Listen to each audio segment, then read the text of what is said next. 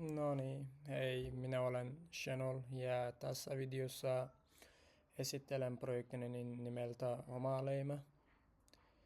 Oma Leima on digitaalinen leimapassi suomalaisiin opiskelijatapahtumiin, kuten aproihin ja baarikierroksiin.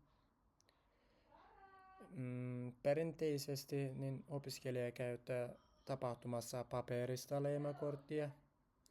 Paperikortti voi kadota tai kastua ja leimojen seuraaminen voi olla hankala tapahtuma-aikana. Lisäksi tapahtumapaikoille voi syntyä pitkiä jonoja. Oma leiman ideana on siirtää tämä tuttu leimaus digitaalisen ja helppokäyttöisen muotoon. Tässä opiskelija kirjautuu sovelluksen Google tai Apple-tilillä ja sitten tapahtumat näkemys. Hän näkee tulevat tapahtumat, tapahtuman ajan, kaupungin, tapahtumapaikat ja säännöt ja palkinnot. Kun opiskelija liittyy tapahtumaan, hän voi avata oman QR-koodinsa. Tässä tapahtuma taas tämmönen näköistä ja sitten näyttää QR-sivuja tästä miten näkyy opiskelijoille. Tässä näkyy palkintot, jos on löyty. Tässä jos lippua voi klikkaa ja voi mennä suora linkki. QR-koodi päivitetty automaattisesti ja on voimassa vain lyhyen ajan. Eli jos joku toinen opiskelija antaa hänen kaverilla vai tämmöistä ongelmia, tämä tekee järjestelmässä turvallisemman.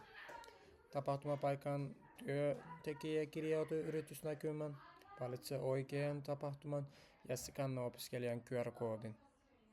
Eli palvelun tarkistaa käyttäjän oikeudet, tapahtuman ajan ja tapahtuman paikan. Ja sitten sama opiskelija voi saada samasta paikasta vain yhten leiman saman tapahtuman aikana, eli ei voi ottaa toinen kerta. Ja sitten tässä näkyy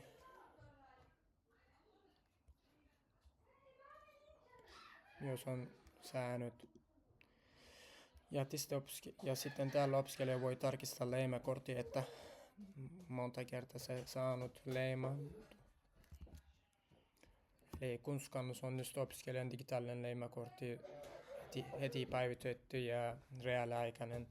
Ja opiskelija näkee omat leimansa edistymisenä ja sitten tulostaulun ja avautuvat palkinnot. Ja hän voi saada myös tapahtuma- ja palkintoilmoituksia. Kun tarvitaan määrää leimoja on kerätty, opiskelija voi lunastaa palkinnon esimerkiksi alarmerkin, patchin tai muun tuotteen. Ja sitten täällä paneeli. Esimerkiksi järjestäjällä on erillinen web-hallintapaneeli. Siellä järjestäjä voi luoda tapahtuman, lisätä tapahtuman paikat ja sitten määrittää palkintotasot ja julkaista tiedotteita. Ja hän voi myös seurata osallistujia, leimoja ja palkintojen lunastuksia.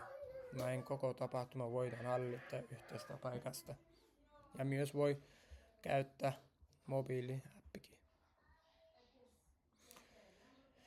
Tässä projektissa teknisesti käytin React Native, Expo ja web-hallintapaneeli, Next.js ja Database, Supabase.